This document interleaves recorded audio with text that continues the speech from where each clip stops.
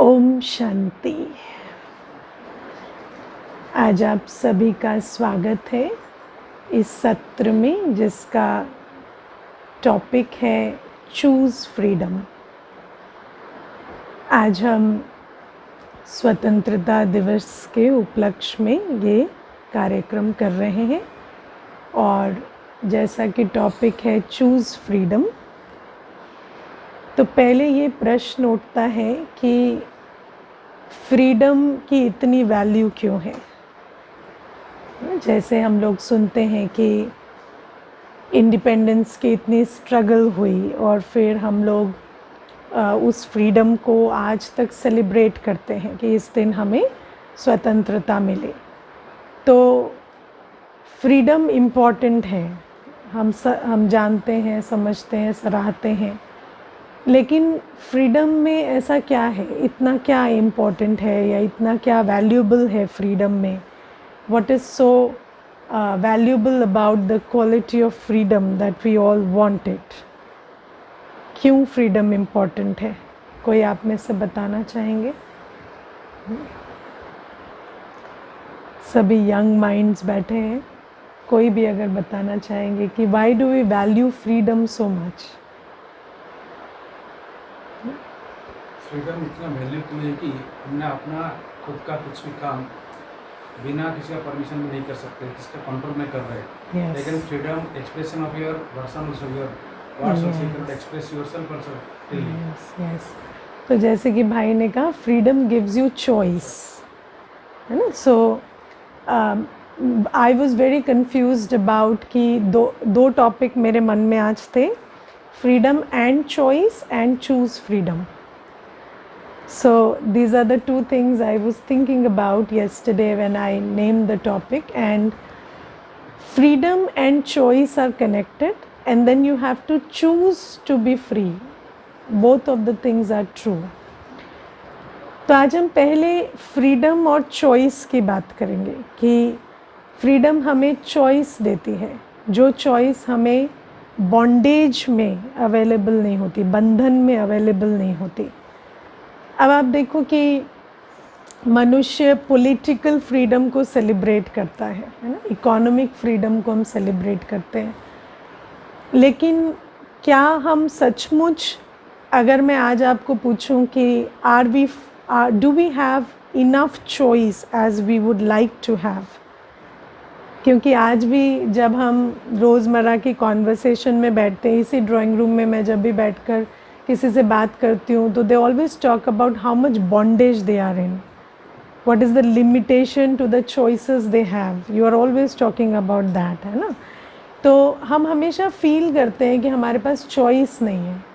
And despite the fact that we are a free nation, we are economically free, हम सब पैसा भी कमा रहे हैं, हमारे को पॉलिटिकल फ्रीडम भी है, we live in a free country, लेकिन फिर भी हम आज इतने बंधन में क्यों हैं? क्योंकि हर मनुष्य कहता है मुझे खुशी चाहिए, शांति चाहिए, पर क्यों ऐसा है कि हम कहते हैं मेरे पास खुशी नहीं है या शांति नहीं है? Why can't we make that choice, और why don't we make that choice?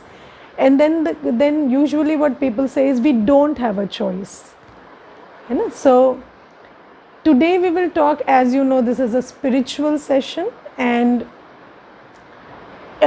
apart from this thing that it gives you choice about how you want to be and do, like even if you are in an administrative position in an office और आपको सब liberty दी गई है, you've been given everything, do you still feel you have choice about everything? Yes, you don't feel you are in a position of choice because there are many factors that inhibit you despite, you know, the liberties that you're given. और आज जो मैं choice की बात कर रही हूँ, that is the choice with regard to how we want to be and feel. So everybody wants to be happy, be peaceful, that's what they say at least, and you want to feel happy, feel peaceful, but then you say that you don't have enough choice. So how do we make this journey from this current state of bondage to freedom, जो हम चाहते हैं कि हमारे पास वो शांति, वो खुशी की चॉइस हो। लेकिन इससे भी आगे, क्योंकि ये एक स्पिरिचुअल सेशन है और हम जब फ्रीडम की बात करते हैं तो हिंदी में हम भारत में कहते हैं मुक्ति। सो मुक्ति, और मुक्ति is again one translation of freedom. Okay, and then हम कहते हैं ज्ञान में, ब्रह्मा कुमारीज में जब मैं आई तो I was introduced to another word which is जीवन मुक्ति। Okay, so one is liberation, another is liberation in life. Mukti means liberation and Jivan Mukti means liberation in life. The state of feeling absolutely free while being in life. That's Jivan Mukti. And when you talk about Mukti also, तो हम लोग ये बात करते हैं कि जब हम यहाँ से शरीर छोड़कर जाएं, है ना, तो हम सीधा अपने घर सोल वर्ल्ड में पहुंच जाएं, है ना, जहाँ पर भी मनुष्य जाना चाहते हैं। मैं आजकल पहले मैं सोचती थी कि मनुष्य की जो इच्छाएं हैं वो भौतिक हैं, बहुत बहुत भौतिक इच्छाओं में मनुष्य रहता है। लेकिन हमारे धर्म के हिसाब से मैंने देखा कि जैसे जैसे मनुष्य की आयु बढ़ती है तो उसको कहीं ना कहीं ये इच्छा होती है कि मैं मुक्ति को पाऊँ, है ना। फिर वो इधर उधर धर्म स्थलों पर, तीर्थ स्थानों पर, साधु गुरुओं संतों की कंपनी में भटकने लगते हैं। क्यों? क्योंकि मुक्ति चाहिए, है ना। लेकिन क्या हम सचमुच जब हम अपने घर जाना चाहते हैं, आत्मा जब लौटना चाहती है, अब ये जो आत्मा की भी बात है, वैसे तो हम जब क्लास में बताते हैं या कोर्स होता है कि हम आत्मा हैं, तो मनुष्य कहता है कि हम आत्मा को किसने देखा है या क्या प्रूफ है कि हम आत्मा हैं। लेकिन जब किसी का शरीर छूट जाता है, डेथ होती है, तो हम फिर उनके लिए भोग लगाते हैं, हम श्राद्ध करते हैं, हम बहुत कुछ करते हैं। अब आजकल ऐसा भी देखने में आता है कि लोग इधर उधर भटकते हैं कि हमारी उनसे बात हो जाए, है ना, हमारा कनेक्शन बिठा दो, या हमारी उनसे बात हो जाए, या उनका कोई मैसेज है जो हमें मिल जाए। इस तरह की भी बातें सुनने में आती हैं। तो इन बातों से पता लगता है कि हालांकि हम जब क्लास में बैठते हैं तो हमें ये आत्मा है को बहुत डाउट से हम सुनते हैं, लेकिन अगर हम प्रैक्टिकल लाइफ में देखें तो हम बहुत सहज रूप से, जब एक आत्मा का शरीर छूट जाता है तो उस आत्मा से संपर्क बनाने की कोशिश करते हैं, या हम उस आत्मा को कुछ भोग के अर्थ या कोई श्राद्ध के रूप में उनको अपनी भावनाएं पहुंचाने की कोशिश करते हैं, या हम कहते हैं हम शांति पाठ कर रहे हैं, शांति दान कर रहे हैं, तो आप उस आत्मा के लिए शांति का दान भी करते हैं। तो ऑब्वियसली शरीर तो यही है, शरीर तो जल गया या दफना दिया गया या जो भी उसकी प्रक्रिया थी, पर जो भी हम करते हैं वो आत्मा के लिए करते हैं। तो दिस इज़ प्रूफ इनफ कि हम कहीं ना कहीं सबकॉन्शियसली जानते हैं we are souls, even if we don't acknowledge it consciously, sometimes subconsciously we all know we are souls, है ना। तो जब हम मुक्ति की भी बात करते हैं, तो जब हम अल्टीमेट फ्रीडम की बात कर रहे हैं, जब आत्मा निकल के सोल वर्ल्ड में जाए, तो उसके लिए भी क्या क्राइटेरिया है कि हम उस मुक्त अवस्था में रहें कि हम जैसे ही यहाँ से निकले हम सीधे अपने घर जाएं, बीच में कहीं अटके छटके ना, है ना, कोई सज़ाएं ना खानी पड़े। तो वो वाली बातें भी हैं। लेकिन तो ये जो स्पिरिचुअलिटी का अल्टीमेट एम है कि जीवन मुक्ति मीन्स लिबरेशन इन लाइफ, और मुक्ति मीन्स लिबरेशन, और प्लस यहाँ रहते जो हम सुख शांति को चूज़ करना चाहते हैं, इन सब के बारे में आज हम थोड़ी थोड़ी बातें करेंगे। अब पहली बात आती है कि हम पर किसका बंधन है ना। कई बार हम कहते हैं कि हमारे पेरेंट्स हम पर बंधन डालते हैं, या हमारे फ्रेंड्स हम पर बंधन डालते हैं, या हमारे ऊपर कुछ और प्रेशर्स हैं, ऑफिस से कुछ प्रेशर्स हैं, या काम के कुछ प्रेशर्स हैं। लेकिन मैं आपको एक इसमें अनुभव सुनाना चाहूँगी। पहले मेरे संपर्क में एक कन्या थी, शी मस्ट हैव बीन 23-24, और उसी ऑफिस में काम करती थी जहाँ मैं काम करती थी। तो उसने मुझे एक बार एक बहुत अच्छी बात बताई। उसने कहा कि दीदी, मेरी मम्मी जो है वो शुरू से बहुत टोकती थी हर चीज़ में। जैसे कोई भी चीज़ हम करें तो उसमें मम्मी हमेशा कहती थी ये नहीं करो, ये करो, ये इतना करो, ये ऐसा करो, फ्रेंड के पास नहीं जाना है, या बाहर नहीं निकलना है, या आपको इतने बजे तक वापस आ जाना है घर। तो वो हमेशा कहती थी कि मैं इतना इन्जॉय नहीं करती इस चीज़ को। तो there is nothing you can say about this, that is their own karmic settlement. तो मैं कुछ कहती नहीं थी उसको। Then after some time we were associated, और 1 साल 1.5 साल की जर्नी के बाद उसने मुझे आकर एक बात कही कि दीदी you know I realize something on this journey. मैं ज्ञान भी सुनती हूँ, और फिर क्योंकि ज्ञान में क्या होता है ना, you get the power of realisation. तो what is the power of realisation? जैसे दुनिया में लोग कहते हैं ना कि मुझे ये फील हुआ, but they don't go and try to find meaning in their feelings कि ऐसा क्यों लगा, या इसका मतलब क्या है, या इससे हमें अर्थ क्या निकलता है, या इसके इम्प्लीकेशंस क्या है, या क्या शिक्षा हमें मिल रही है। लेकिन जब हम ज्ञान में होते तो कहीं ना कहीं हमारी वो रिफ्लेक्टिव कैपेसिटी थोड़ी जागने लगती है। तो उसने मुझे कहा कि दीदी देखो, what happened is my mother suddenly left control over me. मतलब suddenly she just one day she told that now you're big enough, you make your decisions. Yes, so she was already 23 24, so that was not a surprise. So her mother said आप अपने निर्णय आप खुद ले सकते हो, अभी आप बड़े हो गए हो, और आपको कितने बजे घर आना है, किससे मिलना है, किससे नहीं मिलना है, मैं आपको कुछ नहीं कह रही। तो I said congratulations, now it looks like you hit a jackpot and you got what you wanted. So she said the interesting thing is I am not happy about it. So I said why? So she said, you see, I am making the same choices that my mother used to make for me.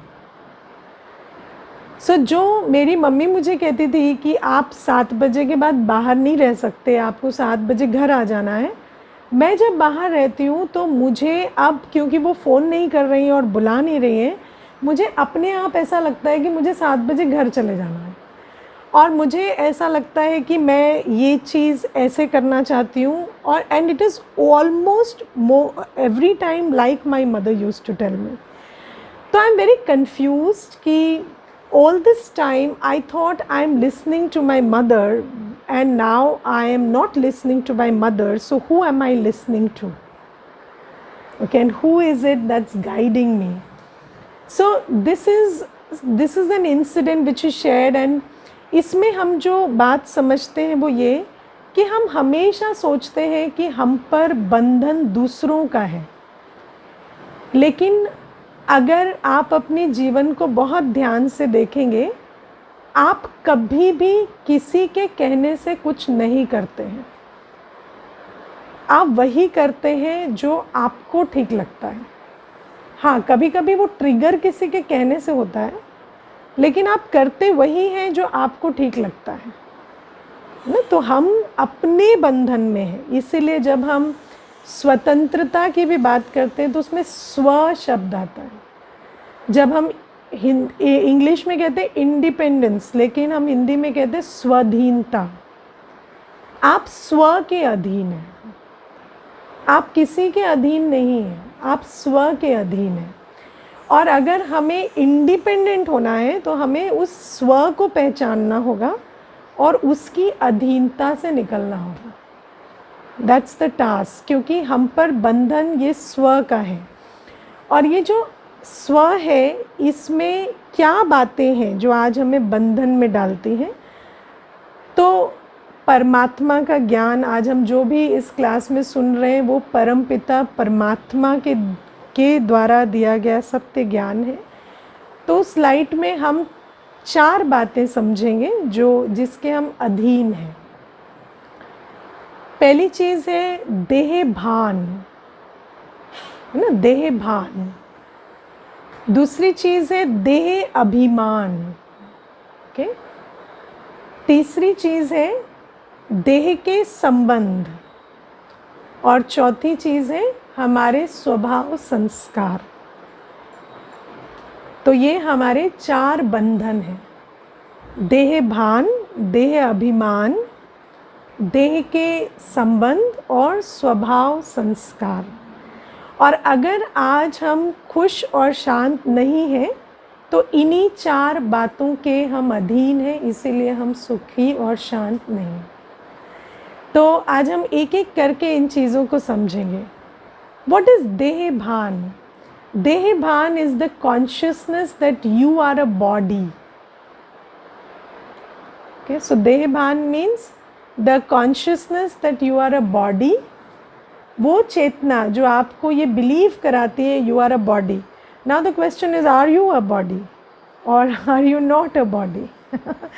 है ना? Because when you say, you don't say I am a body, you say I have a body. Yes, you say my body. Nobody says I the body. So when we talk about the body, it's always like it's something other than you. So the body is not you. And when you say my body and then you say I am the body, or you behave like you are the body, that is called देह भान or consciousness that you are a body. And what happens is, whatever happens to the body starts happening to you. Okay, the body is running temperature, the body has gone through an accident, the body is feeling, not very energetic, it's feeling tired. Now when you are in consciousness of the body, then whatever is happening to the body starts happening to you. That is, it starts affecting how you think, how you feel, how you behave. Yes. Now the question is, when I say you think, you feel, you behave, who is you? Okay, so we don't know the word soul too much because we don't use it in day-to-day language. Most of you who are listening to the class for the first time, maybe आप soul word को इतना नहीं सुनते, लेकिन everybody uses the word mind a lot, है ना? और अगर आप किसी भी डॉक्टर को या किसी को भी पूछेंगे कि माइंड क्या है, तो mind is non physical. The mind is not the brain, the mind is non physical. तो जब हम कहते हैं कि ब्रेन तो दिखा सकते हैं ना, आप डॉक्टर के पास जाएंगे, कहेंगे मुझे ब्रेन दिखाओ, तो वो आपको दिखा देंगे. लेकिन आप कहेंगे मुझे माइंड दिखाओ, तो माइंड तो नहीं दिखाएंगे. तो mind is a non physical aspect of your existence. ऐसे ही हमारी जो पूरी एग्जिस्टेंस है, इसके कुछ फिजिकल एस्पेक्ट्स हैं, कुछ नॉन फिजिकल एस्पेक्ट्स हैं. So when we refer to that whole realm of non-physical aspect of our existence, we refer to it as soul. हम जो भी ये जो पारभौतिक सत्ता है ना, जो भी भौतिक जो दिखाई देता है, सुनाई देता है, जो टच फील के परे है, उसको हम कहते हैं आत्मा. अब उसमें सिर्फ ये कैपेसिटी नहीं है कि हम सोचते हैं या फील करते हैं, वो तो माइंड की कैपेसिटी है. इसके बाद आप देखो अंदर, मुझे याद है, मेरी एक फ्रेंड है जो डॉक्टर है, और जब वो मुझसे पहली बार मिली तो उसने मुझे एक सवाल पूछा कि तुम लोग क्या करते हो. तो she is a school friend, तो she met me after years and then she asked me, तुम लोग ये करते क्या हो, what is it that you do. So I said we give spiritual teaching and we talk about spirituality. So उसने मुझे एक सवाल पूछा कि मेरा बस एक सवाल है जो मुझे बचपन से तंग कर रहा है और जिसका जवाब मुझे पूरी MBBS करके नहीं मिला. आई एम अ स्पेशलिस्ट, मुझे नहीं मिला. तो आई सेड हाँ आप पूछो, अगर if I can answer I will. तो शी टोल्ड मी, अंदर 2 लोग बैठे हैं, अंदर 2 लोग बैठे हैं, एक हमेशा गलत राय देता है, एक हमेशा सही राय देता है. ये दोनों कौन है और ये झगड़ते क्यों रहते हैं और इसका अंदर को कंट्रोल करने का क्या तरीका है. तो I told her that is the बुद्धि एंड द मन. So you see, there is अंदर सिर्फ एक फैकल्टी नहीं है मन, देर इज़ समथिंग कॉल्ड बुद्धि ऑल्सो, जो आपको सद्विवेक देती है. जब हम विवेक कहते हैं, बुद्धि कहते हैं, तो तो वो जो आपको बीच बीच में राइट गाइड करती है ना, जैसे आपका जो जीपीएस है ना, आप गाड़ी चला कर जाते हैं तो आपका जीपीएस आपको बताता रहता है ना। आपका मन तो क्या कहता है, ये वाला शॉर्टकट ले लेते हैं, वो ले लेते हैं, लेकिन जीपीएस बताता है नहीं नहीं यहाँ ट्रैफिक है ना, यहाँ नहीं जाओ, वो वाला रूट लो, वो इजी है। तो ऐसे ही there is a GPS inside which is the buddhi. तो वो जो मन और बुद्धि है, ये दोनों ही वो नॉन फिजिकल रेल्म का हिस्सा है, नॉन फिजिकल एग्जिस्टेंस का हिस्सा है। इसके बाद देयर इज़ समथिंग कॉल्ड संस्कार। जैसे हम लोग आम भाषा में बातचीत करते हुए कहते हैं इनकी ना ये नेचर है ना, ये इनकी नेचर है, इनकी ना ये आदत है, ऐसा कहते हैं। लेकिन वो आदत कहाँ है, वो नेचर कहाँ है ना।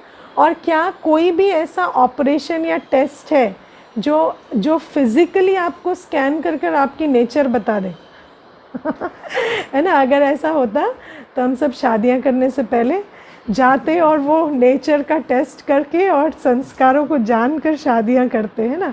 या जॉब लेने से पहले हम अपने बॉस के नेचर को टेस्ट कर लेते। लेकिन ऐसा कोई टेस्ट नहीं है, क्योंकि ये जो संस्कार है या नेचर है, ये भी हमारी नॉन फिज़िकल एग्जिस्टेंस का हिस्सा है। तो जब हम बात करते हैं स्व की, तो स्व मीन्स द मन, बुद्धि एंड द संस्कार। ये सारी चीज़ें हमारे अंदर के वो स्व का हिस्सा है। और आज जब हम कहते हैं हम स्व के अधीन हैं, दैट मीन्स हमारा ये जो मन है, बुद्धि है और संस्कार है, ये हमारे कंट्रोल में नहीं है ना। और यही हमारे बंधन का कारण है। इसी के कारण हम जीवन में राइट चॉइसेस नहीं ले पा रहे, या वो चॉइसेस नहीं ले पा रहे जो हमें संतुष्टता, खुशी और सद्गति के मार्ग पर लेकर जाएंगे, है ना। अब जैसे मैंने आपको कहा देह भान, है ना, तो when you are attached to the body, then your mind is attached to whatever is happening to the body, है ना। तो बॉडी में खांसी हुई, ठीक है, थॉट कहाँ आता है, मुझे कोविड तो नहीं हो गया, बॉडी खांस रही है ना, तो कहाँ होता है वो विचलितपना, वो जो एक हलचल होती है ना अंदर, वो कहाँ होती है, माइंड में होती है ना, क्योंकि the mind is connected to the body. Now you see, when you talk to anybody who is an expert in medical science, they will tell you कि मन का तन पर बहुत असर होता है। It is called psychosomatic. तो the mind is influencing the body, but the thing is, if you are attached to the body, if you think that you are the body, then the state of the body starts influencing the state of the mind, and then it becomes a vicious cycle, क्योंकि you can never get out of it कि तन अस्वस्थ है तो मन अस्वस्थ है, मन अस्वस्थ है तो तन फिर और अस्वस्थ है। तो ये है बॉडी की कॉन्शियसनेस, देह का भान। उसके बाद आता है देह का अभिमान, है ना। तो जैसे हम लोग दुनिया में कहते हैं मैं, है ना, मैं के साथ जो भी आप जोड़ते हैं वो देह का अभिमान है। जैसे आप कहेंगे मैं एजुकेटेड हूँ, मैं यंग हूँ, मैं डॉक्टर हूँ, मैं इंजीनियर हूँ, मैं एम्प्लॉयड हूँ, मैं सक्सेसफुल हूँ। जो भी चीज़ों को आप अपनी आइडेंटिटी बनाते हैं, मैं हिंदू हूँ, मैं मुस्लिम हूँ, मैं इंडियन हूँ, ये सारी चीज़ें आपके जो अस्तित्व का हिस्सा बन जाती हैं, ये भी आपको बंधन में डालती हैं, है ना। क्योंकि जब आपके उस आइडेंटिटी को चैलेंज हो रहा है, let's take a very simple example, आपके जीवन में सब कुछ ठीक चल रहा है राइट नाउ, है ना, family is good, your health is good, everything is good, लेकिन आपको सडनली पता चलता है कि आपके ऑफिस का जो प्राइवेटाइजेशन शुरू हो गया, you are working in a PSU and they are trying to privatize it, और फिर वो जो प्राइवेटाइजेशन हो रही है उसमें you don't know how it will pan out, और आपको ये भी पता है कि आपकी जॉब भी इंटैक्ट रहेगी, लेकिन आपको बस ये नहीं पता कि आपकी पोस्ट कैसे चेंज हो सकती है, या उसका नाम चेंज हो सकता है, या आपको एक डिफरेंट सीट मिल सकती है, और सडनली आप इवन बिफोर वो हुआ है आप अंदर विचलित होने लगते हैं, ठीक है। तो आप एक नो चॉइस सिचुएशन में चले जाते हैं, where you say I can't help feeling fearful, I can't help feeling insecure, I can't help feeling disturb because this whole thing is going on. अब ये क्यों हो रहा है? क्योंकि आप अपने अस्तित्व को उसके ऊपर बेस कर रहे हो। तो मैं एम्प्लॉयड हूँ इन अ PSU और मैं एम्प्लॉयड हूँ in this company, and then the fate of the company, the status of the company decides the status of my mind, है ना। तो इसीलिए ये जो बंधन है, देह के अभिमान का बंधन, ये भी हमें नो चॉइस सिचुएशन में डाल देता है। इसीलिए तो आज हम सब उदास घूम रहे हैं ना, हमारे पास इतनी सारी चीज़ें हैं, लेकिन फिर भी हम कहते हैं हम खुश नहीं है इस वजह से, हम शांत नहीं है इस वजह से, क्योंकि वो जो वजह है उसको हमने इतनी पावर दे रखी है कि आप मेरी खुशी छीन सकते हैं, आप मेरी शांति छीन सकते हैं।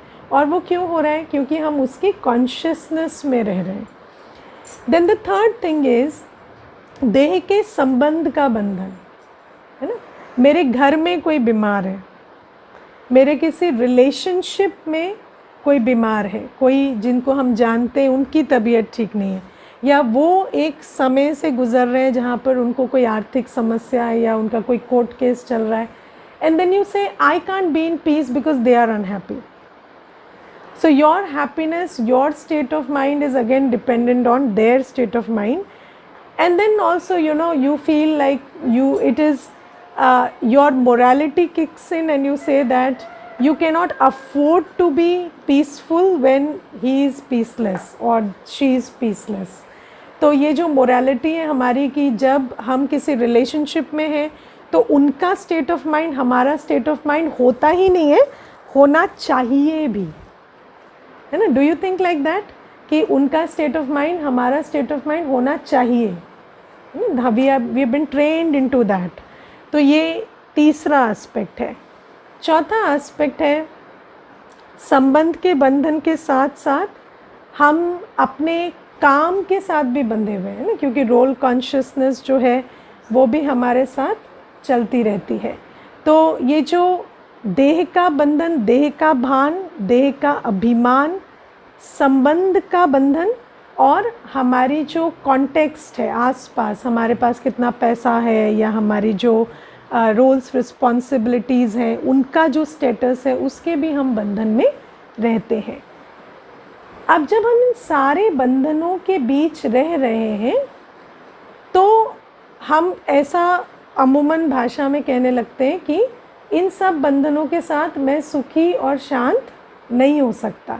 लेकिन क्या अगर मैं आपको पूछूं कि आप इन बंधनों से मुक्त होना चाहते हैं तो आप सोचते हैं कि आप बंधनों से मुक्त होना चाहते हैं, है ना. कौन कौन होना चाहते हैं इन बंधनों से मुक्त?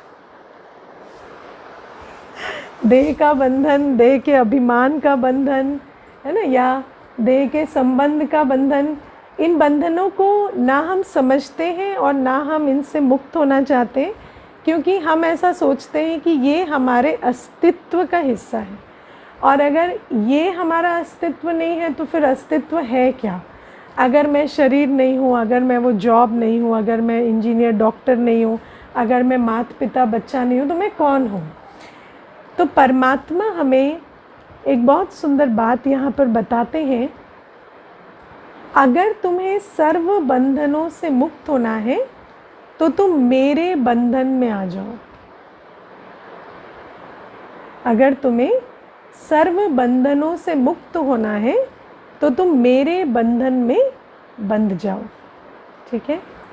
अब जब मैं कह रही हूँ कि परमात्मा कहते हैं कि तुम मेरे बंधन में बंध जाओ, तो मैं आपको यहाँ पर एक खुशखबरी भी देना चाहूँगी कि स्वयं भगवान जो धरा पर आकर ये ज्ञान दे रहे हैं उनका ये संदेश है. ऐसा नहीं कि कोई मनुष्य की लिखी हुई किताब के आधार से मैं आपको ये बात कह रही हूँ, पर परमात्मा स्वयं आकर ये मैसेज दे रहे हैं. अगर आपको इसके बारे में ज़्यादा जानना है तो हम अगली क्लास में इसके बारे में बात कर सकते हैं. आप लिख सकते हैं कि हमें ज़्यादा जानना है. लेकिन आज जो बात मैं कहना चाहती हूँ कि परमात्मा स्वयं हमें कह रहे हैं कि तुम सर्व बंधनों से छूटो और तुम मेरे बंधन में बंध जाओ. और जब तुम मेरे बंधन में बंध जाओगे तो तुम मुक्त हो जाओगे। सो दुनिया में जिन चीज़ों के हम बंधन में हैं वो हमें बांधती हैं, और परमात्मा के साथ बंधन में बंधने से हम मुक्त हो जाते हैं। इसीलिए दुनिया में ऐसे शब्द हैं, रक्षा बंधन, है ना, क्योंकि जिस बंधन से हमारी रक्षा होती है या जिस बंधन से हमारी मुक्ति होती है वो बंधन भी एग्जिस्ट करते हैं। और परमात्मा हमें कहते हैं कि जो बंधन तुम बांध कर बैठे हो उनसे तुम्हारी पतन हो रही है, तुम दुखी हो रहे हो, लेकिन तुम अगर मेरे बंधन में बंध जाओगे तो तुम मुक्त हो जाओगे। अब जब हम कहते हैं परमात्मा के बंधन में बंधना, तो उसका अर्थ क्या है? तो परमात्मा के बंधन में बंधना मतलब वो जैसे हमें चलाते हैं, वो जो हमें कहते हैं वैसा करना। अब हम कहें वो कहाँ कहते हैं, तो अगर आपको वो भी जानना है तो आप आगे कंटिन्यू कर सकते हैं, आपको पता चलेगा कि वो क्या कहते हैं, कैसा कहते हैं। तो जब हम परमात्मा के बंधन में बंधते हैं तो वो हमें वो बातें सिखाते हैं जो हमें मुक्त करती हैं। और ये जो टॉपिक अभी मैं छेड़ रही हूँ ये कार्मिक बॉन्डेज और कार्मिक फ्रीडम का टॉपिक है। तो हम कर्म क्षेत्र में रहते हैं और हम बंधन में भी कर्म करके बंधते हैं, और बंधन से मुक्त भी हम कर्म करके होते हैं। ऐसा नहीं होता कि अगर हम कर्म करना छोड़ दें तो हम मुक्त हो जाएंगे, ये पॉसिबल नहीं है ना। कई बार हम सोचते हैं कि हम संन्यास ले लें और हम कर्म ही करना छोड़ दें, है ना, लेकिन क्या हम कर्म करना छोड़ देंगे तो हम मुक्त हो जाएंगे? और क्या ये पॉसिबल है कि हम कर्म ना करें? क्योंकि सन्यासी भी बनाता नहीं है पर खाता तो है, ऑफिस नहीं जाता लेकिन कपड़े भी पहनता है ना, भोजन भी खाता है, तो उसके पैसे तो वो भी तो उसकी कमाई भी तो कहीं से होती है। तो क्या इस कर्म क्षेत्र में पॉसिबल है कि हम टोटली बंधनों से मुक्त हो जाएं? वो पॉसिबल नहीं है। तो कर्म ना करें ऐसा पॉसिबल नहीं है। तो कर्म करते हुए ही बंधन बनता है और कर्म करते हुए ही मुक्ति होती है। लेकिन कौन सा कर्म है जो हमें बंधन में बांधता है और कौन सा कर्म है जो हमें मुक्त करता है? तो जैसे मैंने आपको बताया, जब आप बॉडी कॉन्शियसनेस में कर्म करते हैं, जब आप रिलेशनशिप कॉन्शियसनेस में कर्म करते हैं, तो आप पे कर्म का बंधन बनता है ना, तब आप बंधन में आते हैं। और जब आप सोल कॉन्शियस होकर कर्म करते हैं और सुप्रीम सोल कॉन्शियस होकर कर्म करते हैं तो आप बंधनों से मुक्त बनते हैं। ठीक है, अब what do we mean by soul conscious होकर कर्म करना और सुप्रीम सोल कॉन्शियस होकर कर्म करना? तो पहली बात है, जब हम बॉडी कॉन्शियस होकर कर्म कर रहे हैं तो हम सब कुछ under the influence of lust, anger, ego, attachment, greed, fear, laziness, jealousy, insecurity, desire, इन इन्फ्लुएंसेस के प्रभाव में कर्म कर रहे हैं, राइट? हम जब भी कोई कर्म कर रहे हैं, what is lust? You want to get physical satisfaction. What is greed? You want to have material satisfaction. What is attachment? You want to have emotional satisfaction. What is ego? You want to have ego. You want to satisfy your ego. Yes, you want a satisfaction which comes from somebody appreciating you, approving you, applauding you, giving you some position, paper, money. So that reflects as ego. तो जब हम ये सारे influences के बीच कर्म करते हैं तो हम सब कुछ कर रहे हैं कुछ पाने के लिए, है ना, हम बाहर से पाने के लिए कर्म कर रहे हैं। और जब हम इस आइडिया के साथ कर्म करते हैं कि मुझे ये कर्म करके कुछ चाहिए, तो हम उस कर्म के बंधन में बंध जाते हैं। क्यों? क्योंकि फिर हम उसके पीछे भागने लगते हैं। द होल गेम इज़ हम पीछे भाग रहे हैं, हम लोगों के पीछे भाग रहे हैं, प्राप्तियों के पीछे भाग रहे हैं, संबंधों के पीछे भाग रहे हैं, और हम उन्हें कंट्रोल करना चाहते हैं ताकि वो हमारे हिसाब से बिहेव करें। और अगर वो नहीं करते तो हमें सेटिस्फैक्शन नहीं होती, क्योंकि हमें उनसे कुछ चाहिए, है ना। क्योंकि हमें ऐसा लगता है कि ये जो सुख शांति की भरपूरता की फीलिंग है वो बाहर से आएगी। This is the approach in body consciousness. Am I right? है ना। हम लोग किस चीज़ के पीछे भाग रहे हैं? Satisfaction which comes from outside. And what is soul consciousness? Soul consciousness is when you understand you are a soul and you are full of peace, you are full of knowledge, you are full of talents, you are full of creativity, you are full of many gifts, और वो जो gifts हैं वो express होने चाहिए।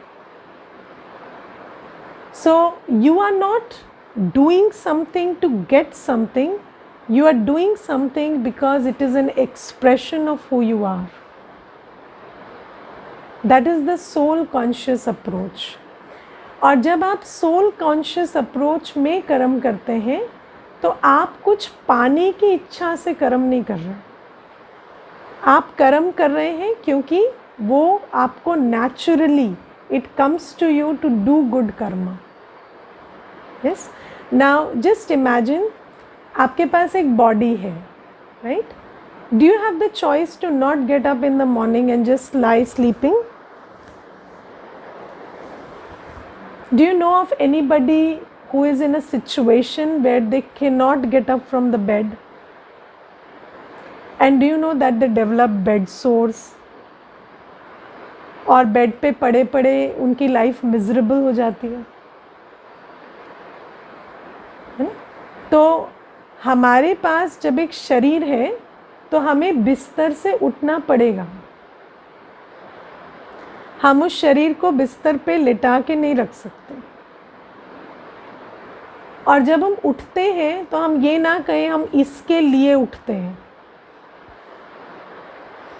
कहते हैं ना हम तो बिस्तर से आज इसके लिए उठते हैं, ये काम है या इनको स्कूल जाना है या इन ऑफिस जाना है। अगर कोई काम नहीं होता, can you afford to just lie in the bed? तो वी हैव टू अंडरस्टैंड कि when you understand who you are और आपके पास कितनी कैपेसिटी है, so you learn to give. You understand that giving is the only option. और अगर आपके पास वो ऑप्शन नहीं है then it's very sad. क्योंकि अगर आपके पास कोई रीज़न नहीं है बेड से उठने का तो फिर you are a pathetic you are in a pathetic state, क्योंकि आप वहाँ पड़े पड़े you will get bed sores. So परमात्मा हमें कहते हैं कि जब हम कोई भी कर्म करते हैं, बेड से उठना, हम खाना बना रहे हैं, हम कोई भी चीज़ कर रहे हैं, हम सोच रहे हैं, आज आप देखो मनुष्य के पास हेल्प मिलने लगी, फ़िज़िकल हेल्प, जो घर का काम संभाल लेते हैं, मशीन्स हैं जो कपड़े धो देती हैं, सब कुछ कर लेती हैं। तो मनुष्य को क्या करना पड़ रहा है? जाके पैदल चल के वॉक करके आना पड़ रहा है, because you can't afford to not do anything, you have to keep this machine running, है ना। ऐसे ही ये जो मशीन है बॉडी, इसको क्या चाहिए? Right food and right exercise. अगर इसके पास राइट फूड का ऑप्शन नहीं है, राइट एक्सरसाइज का ऑप्शन नहीं है, तो ये मशीन धीरे धीरे आपके लिए बर्डन बनती जाएगी। आपके घर में कोई ऐसी मशीन है जो काम नहीं करती, है ना? वो मशीन जो काम नहीं करती वो एक बर्डन बन जाती है, and this body can become a burden if you don't use it rightfully. ठीक है ना। Second thing is the mind. What is the purpose of the mind? The mind is there to think good thoughts. अगर हम हिंदी में देखें तो there are two words, suman, dushman, and both refer to the man. Your man can be suman, your man can be your dushman. और मन का काम क्या है? मन का काम है कि उसमें अच्छे संकल्प चलाओ।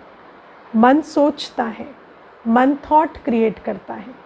तो जब आप मन में अच्छे थॉट्स क्रिएट करते हैं तो मन आपका सुमन बनता है, फूल की तरह दूसरों को भी खुशबू देता है। और अगर आप उसी मन में कॉन्शियसली अच्छे थॉट्स क्रिएट नहीं करते तो वही मन आपका दुश्मन बन जाता है। There is a reason why we call mental illness, because it is when your mind is diseased. मन का रोग है वो। और मन का रोग क्यों है? क्योंकि मन अच्छे विचार नहीं क्रिएट कर रहा। और जो मन अच्छे विचार क्रिएट नहीं करता वो मन आपका दुश्मन बन जाता। तो हम ये ना सोचें कि हम किसी के लिए अच्छा सोचते हैं या अच्छा बोलते हैं या अच्छा हम उनके लिए फीलिंग्स क्रिएट करते हैं तो हम उन पर एहसान कर रहे हैं, है ना। हम कभी कभी किसी को कहते हैं ना, मैंने आपका इतने सालों इतना अच्छा सोचा एंड आई रिग्रेट इट। मैंने आपके बारे में इतना अच्छा सोचा और आज मुझे उस पर पछतावा हो रहा है। तो आप क्या करते? अपने मन को उसके लिए दूषित करते क्या? कोई क्या भी है, कैसा भी है, हम जो कुछ कर रहे हैं अपने मन के लिए कर रहे हैं।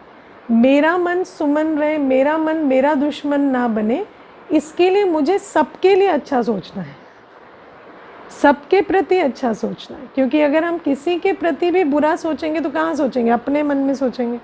और वो मन जब दूषित होगा तो किसके लिए वो बर्डन बनेगा? मेरे लिए बनेगा।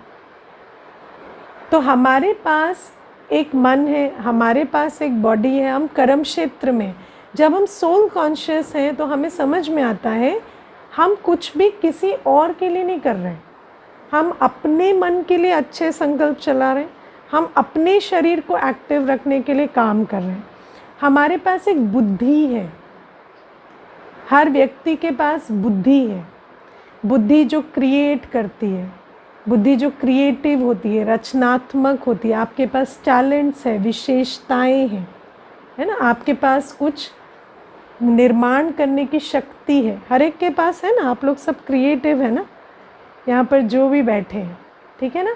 और एक बहुत छोटा सा सिद्धांत है, if you don't use it you lose it.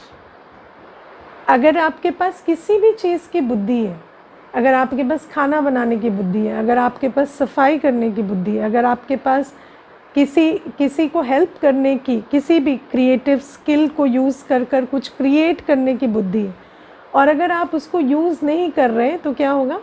आप उस क्षमता को खो देंगे।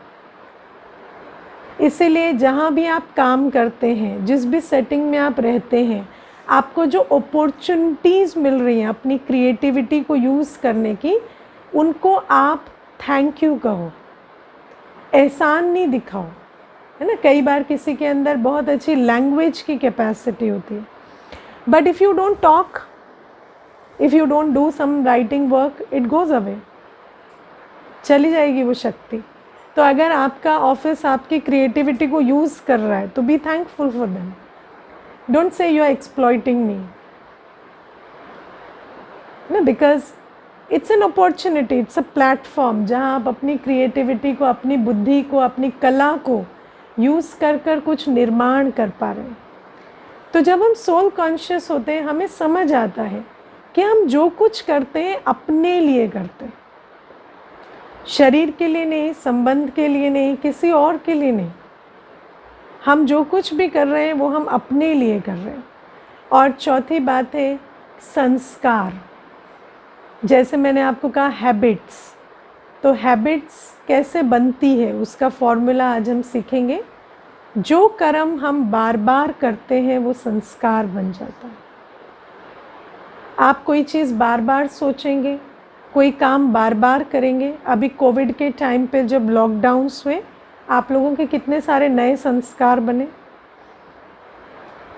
है ना। लेट उठना, है ना, या लेज़ी होना, इनडिसिप्लिन्ड होना, ये सारे संस्कार कैसे बनते हैं? पहले तो ऐसे नहीं थे। है ना। 1 साल पहले भी ऐसे नहीं थे, 1.5 साल पहले भी ऐसे नहीं थे। तो संस्कार कैसे बनते? जो कर्म हम बार बार करते हैं वो हमारे संस्कार बनते। तो हमें ये समझना है कि मुझे चाहे परिस्थिति कुछ भी है, उस परिस्थिति में मैं जो कर्म कर रही हूँ मेरा संस्कार बन रहा है। और परिस्थिति बदल जाएगी पर संस्कार नहीं बदलेगा। इसीलिए हमें अपने संस्कारों का ध्यान रखकर अपनी दिनचर्या और मनचर्या बनानी है।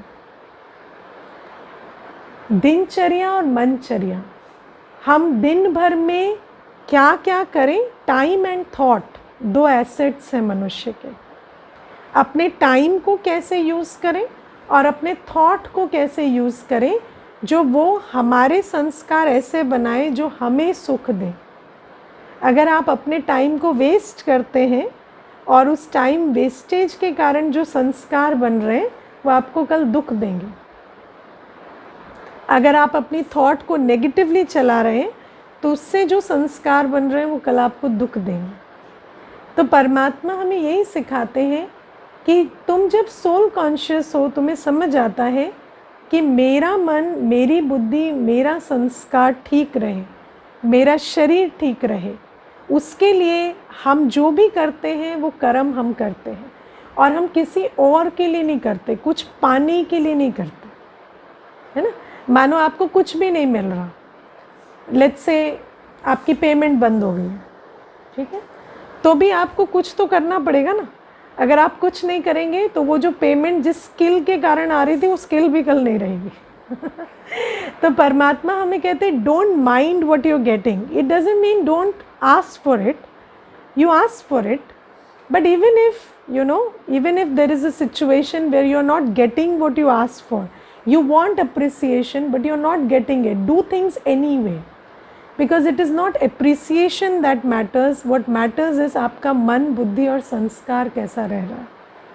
और दूसरी बात है supreme soul consciousness. What is supreme soul consciousness? You are doing it as an instruction from God, है ना। जैसे आज हम कहते हैं आपने कहा था इसलिए मैंने किया, या आपके कहने पर हम यहाँ गए, या आपके कहने पर हमने ये किया।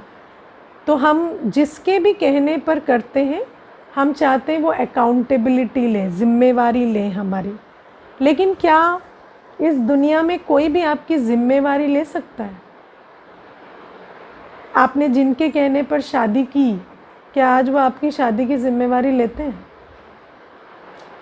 जिस पंडित ने आपका हाथ एक हाथ में रखा आज आप उसे कहेंगे कि मेरा रिश्ता ठीक चल रहा है नहीं, आपके भरोसे है और आप संभालो उसे, वो लेंगे जिम्मेवारी? नहीं ले सकते। क्यों? क्योंकि दुनिया में और कोई भी किसी की जिम्मेवारी नहीं ले सकता। इसीलिए जब हम कुछ भी करते हैं तो हम समझें कि हम वो करें जो परमात्मा हमें कहता है, क्योंकि वो हमारी जिम्मेवारी लेगा। मैं आपको बहुत छोटी सी एक बात बताती हूँ। नॉन वायलेंस एक वर्च्यू भी है, वैल्यू भी है, जिसको दुनिया में बहुत अपलॉड किया जाता है। लेकिन फिर भी आज लोग नॉन वेजिटेरियन खाने के लिए जानवरों को मारते हैं, हिंसा होती है, सब कुछ होता है। और फिर हम वहीं पर नॉन वायलेंस की भी बात करते हैं, है ना। There are people who work with organisations जो कुत्तों को सेव कर रहे हैं और जानवरों को सेव कर रहे हैं, लेकिन वही लोग फिर एक जानवर को मारकर खाते भी, है ना। This is the height of hypocrisy. लेकिन जो भी है ये सब कुछ होता है। अब परमात्मा हमें कहते हैं कि तुम जो आत्मा हो, तुम्हारी नेचर है नॉन वायलेंस। तो जब तुम्हारी नेचर नॉन वायलेंस है तो you don't be violent, you don't engage in any act of violence. आप कोई नॉन वेजिटेरियन खाना, काटना, मारना, बनाना, ये चीज़ें नहीं करो। अब छोटी सी बात इसमें है कि एक बार एक बहन ने मुझे कहा कि उनका जो डॉक्टर है वो कहता है कि उसको जो शरीर में बीमारी है, अगर वो नॉन वेजिटेरियन नहीं खाती हैं तो उनको प्रोटीन इंटेक नहीं मिलेगा, एंड देन वो जो प्रोटीन इंटेक की कमी से वो बीमारी परसिस्ट करेगी। तो तो आई सेड ओके, आप जाना डॉक्टर के पास और आप उनको कहना कि वो आपको रिटन में दें कि अगर आप नॉन वेजिटेरियन खाएंगे तो ये बीमारी आपकी ठीक हो जाएगी।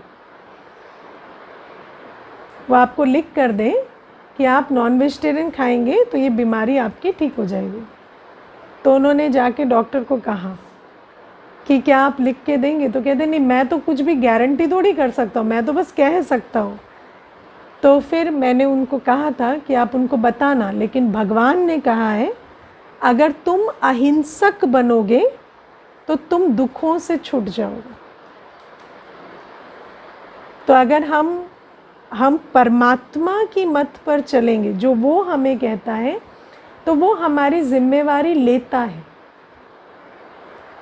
इसीलिए कोई मनुष्य की मत पर चलना, किसी मनुष्य के कहे पर चलना जहाँ पर कोई गारंटी नहीं है, उससे अच्छा है हम उसकी मत पर चलें, उसके कहने पर चलें जो कहता है कि तुम मेरी मत पर चलोगे तो मैं तुम्हें तुम्हारे पापों से छुड़ा दूँगा। गीता पढ़ने वालों को ये बात मालूम है कि ऐसा लिखा हुआ है। लेकिन क्या हम इस बात को समझकर सुप्रीम सोल कॉन्शियसनेस में रहते हैं कि जो वो कहता है वो करने से हम अपने पापों के जंजाल से छूट जाएंगे? और वो क्या कहता है, आज मैं थोड़ा सा आपको उस संबंध में भी बात बताऊंगी। हमें परमात्मा 2 बातें कहते हैं, पवित्र बनो, योगी बनो। पवित्र बनो, योगी बनो। पवित्र बनने का मतलब क्या है? अपने मन को, अपने मुख को और अपने कर्मों को ऐसा रखो कि इस मन से, मुख से और कर्मों से ना तुम दुख दो ना दुख लो, ना तुम दुख दो ना दुख लो। जैसे अभी मैंने आपको नॉन वायलेंस की बात की, तो उसमें दुख देते हैं हम, मुख से खाते हुए भी हम किसी आत्मा को दुख दे रहे हैं, किसी प्राणी को दुख दे रहे हैं। तो कोई भी ऐसा मन से, वचन से, मुख से, किसी इंद्री से कोई ऐसा कर्म मत करो जिसमें दुख की लेन देन होती है। ये होती है पवित्रता, है ना? और दूसरी बात जो परमात्मा कहते हैं, योगी बनो। योगी बनो मतलब दुनिया में और किसी के बारे में सोचो मत, सोचो मेरे बारे में।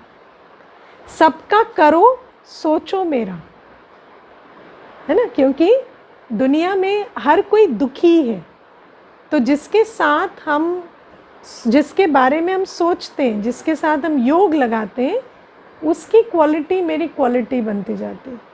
तो जब आप किसी दुखी के साथ योग लगाएंगे तो आप दुखी बनेंगे।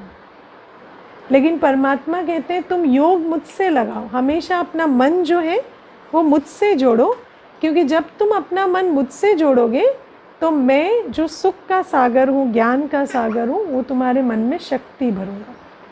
ठीक है ना? तो परमात्मा की ये जो शिक्षाएं हैं, इनको हम याद रखेंगे। और इसके साथ ही हम ये जो फ्रीडम की बात है, क्योंकि जिन कर्मों से हम बंधन में बंध रहे हैं, जिन कर्मों के कारण हम दुख के भागी बन रहे हैं, है ना? जब हम कहते हैं कि काम, क्रोध, लोभ, मोह, अहंकार, मैंने आज आपको कहा ना कि जब आप काम, क्रोध, लोभ, मोह, अहंकार के वश कर्म करते हो तो आप ट्रैप में फंस जाते हो। आपको चाहिए, इसके बाद ये चाहिए, उसके बाद वो चाहिए, उसके बाद वो चाहिए, आप बंधन में फंस गए हो। लेकिन जब आप सोल कॉन्शियसनेस में कि I am doing for my सेल्फ करते हो, तो आप किसी बंधन में नहीं फंसते। You do it as a choice. And जब आप कोई भी कर्म चॉइस से करते हो तो उससे सुख शांति की गिफ्ट आपको मिलती है। और दूसरी बात, जब आप परमात्मा कॉन्शियसनेस में कर्म करते हो तो आप वो कर्म नहीं करते जो आपको दुखी बनाते हैं, क्योंकि आप दुख की लेन देन से बचते हो, और वो कर्म भी आपको बंधन मुक्त बनाते हैं। तो this is about choosing freedom. ओम शांति।